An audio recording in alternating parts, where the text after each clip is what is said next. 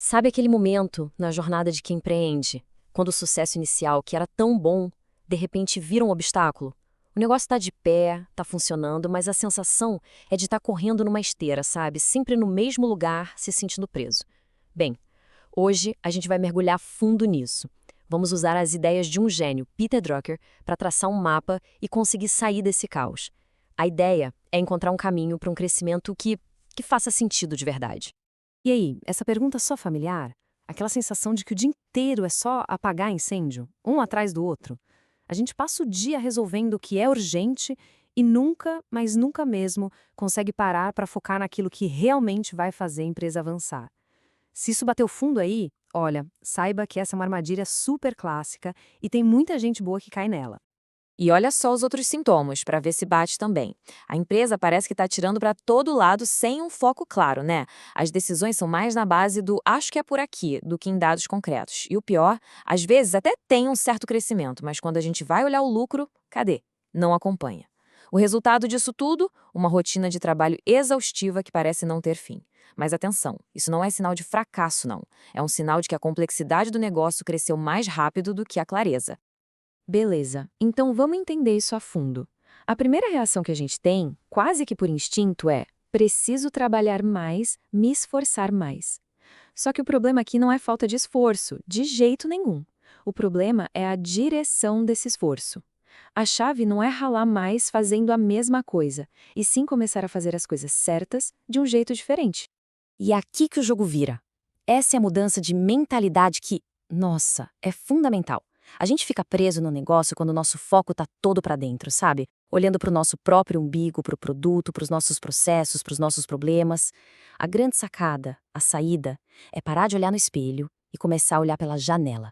Olhar para o mundo do cliente. O que importa é entender o universo dele, e não só nosso. Essa ideia de olhar pela janela nos leva direto para uma analogia que é o coração de toda essa análise. É aquele momento eureka, sabe? Que quando a gente entende, tudo muda de figura. É a diferença crucial entre vender a ferramenta e vender o resultado que essa ferramenta entrega. Essa frase do Peter Drucker, ela é simplesmente genial na sua simplicidade. Ninguém compra uma furadeira, as pessoas compram um furo na parede. É tão óbvio e tão profundo, né? Nenhum cliente compra um produto ou um serviço. O que as pessoas compram é uma solução para um problema. Elas compram um resultado, uma transformação na vida delas. A furadeira é só um meio para chegar lá. O que elas querem, o que elas valorizam de verdade, é o furo na parede. Tá, mas como isso funciona na prática? Dá uma olhada nesses exemplos, que fica muito claro. Ao invés de vender IA para a gestão, que é a ferramenta, o que o cliente está comprando? Clareza onde existe confusão. Faz todo sentido, né? Ninguém acorda de manhã querendo um curso de gestão, mas todo mundo quer evitar erros que custam caro. Ou, em vez de um software de automação, o que a pessoa quer de verdade é tempo para focar no que realmente importa. A mudança parece sutil, mas ela transforma completamente a comunicação. Certo. Então, como é que a gente faz essa virada de chave no dia a dia? O Drucker não deixou só a filosofia, ele deixou um roteiro, um passo a passo. E ele é todo baseado em 3 perguntas que são fundamentais. Pense nelas como uma bússola que vai nos tirar do meio do caos e apontar para o foco certo. Vamos lá. Primeira pergunta. E essa é a base de tudo. É o alicerce. É a pergunta que vai definir o porquê de o negócio existir. A pergunta é: qual é o nosso negócio? E atenção, a resposta não é uma lista de produtos ou serviços. Não é o que a gente faz.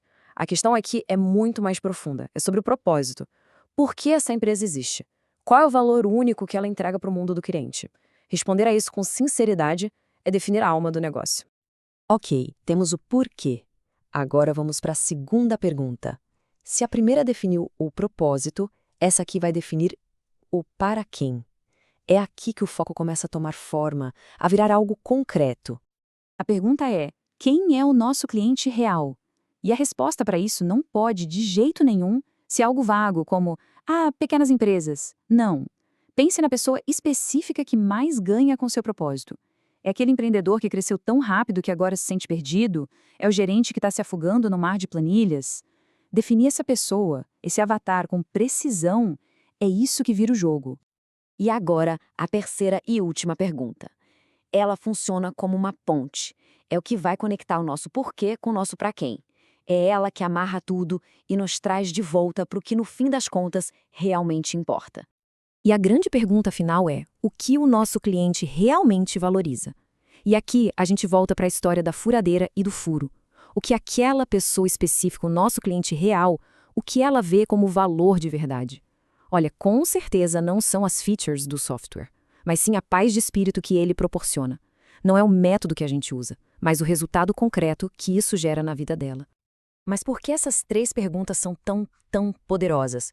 Porque elas funcionam como um raio-x. Elas revelam o famoso princípio 80-20 dentro do negócio. Elas mostram com clareza quais são aqueles 20% de esforços que são críticos, que geram 80% de todo o crescimento. E todo o resto? Bom, todo o resto são as tarefas triviais, os incêndios que a gente fica apagando e que consomem nosso tempo. Ter foco é basicamente saber onde estão esses 20%. Beleza, já temos as respostas para as 3 perguntas. Mas e agora? Como a gente pega tudo isso e transforma numa mensagem que conecta, que a pessoa do outro lado ouve e entende na hora? A resposta para isso é uma ferramenta que é de tão simples chega a ser genial. É isso mesmo, o teste da avó. A ideia é muito simples. A complexidade é a maior inimiga da clareza. Se a mensagem do negócio está cheia de jargão técnico, de palavras difíceis, ela não vai conectar. A proposta de valor mais poderosa do mundo é aquela que qualquer um, até a nossa avó, consegue entender de primeira. E esse quadro aqui mostra isso de um jeito perfeito, dá uma olhada. Do lado esquerdo tem o que muita empresa fala, solução AI first para otimização de processos e por aí vai. É tecnicamente correto? Talvez. Mas quem entende isso? Ninguém. Agora, olha a versão da direita que passou no teste. Ajudamos donos de negócio a tomar decisões melhores, mais rápido. Pronto. Simples, direto e focado no resultado para o cliente.